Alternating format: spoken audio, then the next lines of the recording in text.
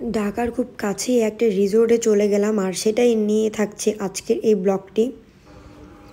Hello guys, আসসালামু আলাইকুম। আলহামদুলিল্লাহ আমি ভালো আছি, আপনারা কেমন আছেন? তো আজকে আমি ডেলংয়ের উদ্দেশ্যে সকাল 7টার দিকে বের হয়ে গিয়েছি।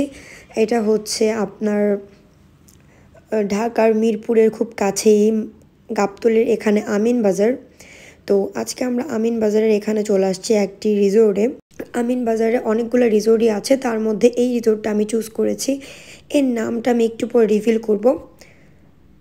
তো আমি এসেই আমার যেহেতু ফ্যামিলি বা আমরা ফ্রেন্ডস একসাথে সবাই আসছিলাম, তো আমরা ওখানে ডিসকাস করছিল সবাই যে কিভাবে কি করবে। তো ওরা ডিসকাস করতে করতে এখানে আমি একটা দোলনা পেয়ে বসে গেছি। দোলনায় দুলতে তো সবারই ভালো লাগে। তো এর মধ্যে আমি দেখতেছি যে আমার সাথে বাচ্চা পার্টিও আছে, তারা আমাকে দুলতে দিবে না। আমরা 6 জন ছিলাম।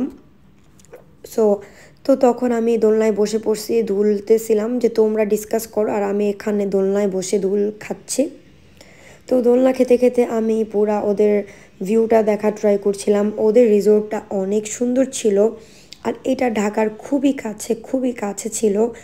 সবগুলো রিসোর্ট তো গাজীপুর অ্যান্ড অনেক দূরে থাকে, বাট এটা অনেক কাছে ছিল।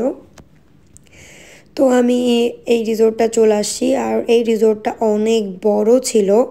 আর আমরা আজকে নাইট স্টে করব না, আমরা ডে লং ট্যুরে আসছি। রিসোর্টটা খুবই বড় ছিল আর ওদের মেন এন্ট্রেন্সটা ছিল আর সাথেই এন্ট্রেন্সের সাথেই ছিল ওদের অফিস রুমটা, রিসেপশন যেটা। তো আমার সাথে যে বাচ্চা পার্টিগুলো ছিল, বাচ্চা না আসলে এগুলো বুড়া পার্টি, তারা এত ফানি ছিল যে আমার আগে তারা দৌড়িয়ে যে দোলনা খাচ্ছিল, দোলনায় দুলছিল, এই বাচ্চাদের স্লাইডগুলোতে তারা খেলতেছিল, কী যে করতেছিল। পুরো ভিডিওটা দেখলে আপনারা বুঝতে পারবেন যে বুড়া হয়ে যাওয়ার পরও বাচ্চাদের যে আমেজটা, মানে বাচ্চাদের এটা চাইল্ডিশ বিহেভিয়ারটা থেকেই যায়, সেটা এই ভিডিও না দেখলে আসলে বোঝাই যাবে না। তো যাই হোক, আমরা এই রিসোর্টে এসে অনেক মজা পেয়ে গেছি, কারণ আমি সকালে চলে আসি। আমি সকাল 7টার দিকে আমরা রওনা দিই ঢাকা থেকে। তো আমরা যেহেতু আমিন বাজার খুব কাছেই ছিল, তেমন ট্রাফিকও ছিল না, আমরা সকাল 8:30টার মধ্যে এখানে চলে আসি। আর আমরা ওদের এখানে ব্রেকফাস্টের মেনুটা নিব না, আমরা ব্রেকফাস্টটা বাইরে রোডে করে এসেছিলাম আসার সময়। তো এখানে আমি হাঁটছিলাম আর অনেক সিমসাম ছিল, খুবই সুন্দর ছিল আর অনেক নিট অ্যান্ড ক্লিন, অনেক পরিষ্কার পরিচ্ছন্ন ছিল। তো এই যে আমার দোলনায় আগেই ধুলতে আরেকজন চলে গেছে, আমার জায়গাটা দখল দিয়ে আছে। এদিকে ফুলের বাগান ছিল আর এটা হচ্ছে ওদের পুল এরিয়াটা ছিল। পুলটা অনেক বড় ছিল আর সাইড দিয়ে সুন্দর অনেক চেয়ার সিটিং ছিল। কিছুক্ষণের জন্য মনে হচ্ছিল আমি বাইরে কান্ট্রি, কিছুক্ষণের জন্য মনে হচ্ছিল যে আমি কক্সেস বাজারে আছি। খুবই সুন্দর ছিল এই রিসোর্টটা।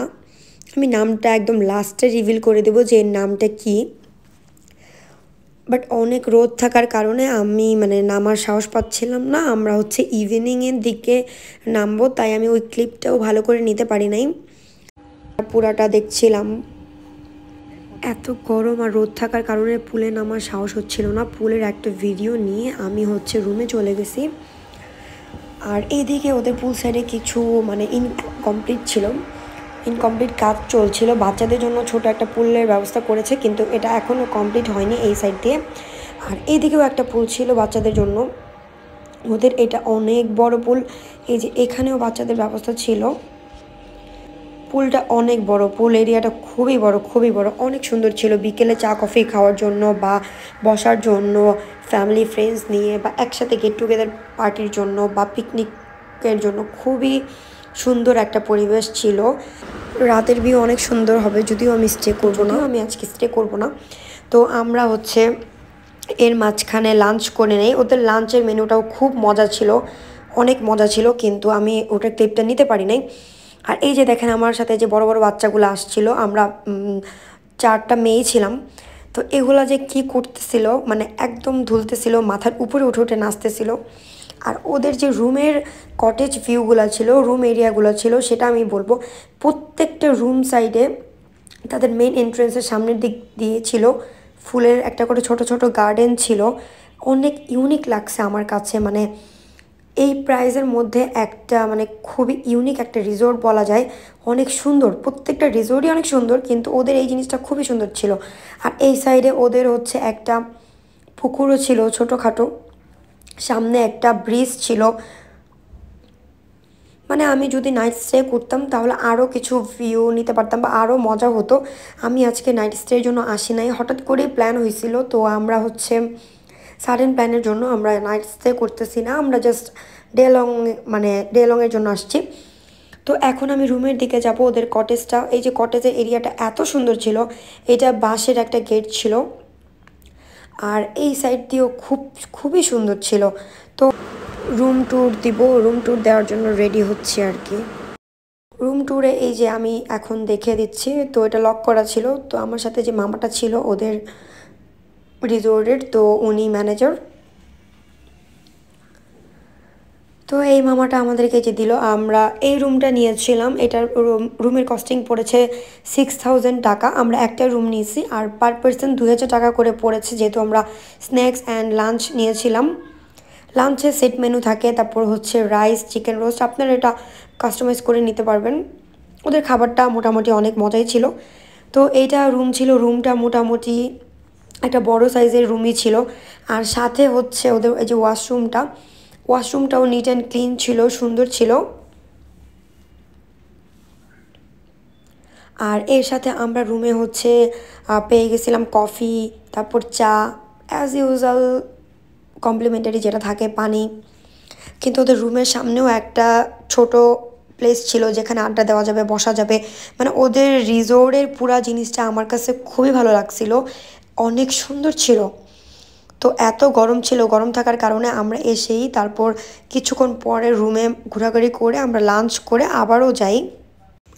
এই রিসোর্টের নাম ছিল ছায়াবিথি রিসোর্ট, এটা আমিন বাজারে। এর লোকেশনটা খুবই সুন্দর। সো সরি আমি লাঞ্চের ক্লিপটা নিতে পারিনি এত গরম থাকার জন্য। আমি মাঝখানে একটা ব্রেকে লাঞ্চ করে ফেলছি, আর যেহেতু আমরা সবাই গেছি এত ফান করতেছিলাম যে আমি ক্লিপটা নিতেই ভুলে গেছি, ওই টাইমে চার্জ ছিল না। আশা করি আপনারাও ফ্রেন্ডস ফ্যামিলি সবাই মিলে যেতে পারেন, খুবই ভালো লাগবে। আজকের জন্য এই পর্যন্তই, বাই, ভালো থাকবেন।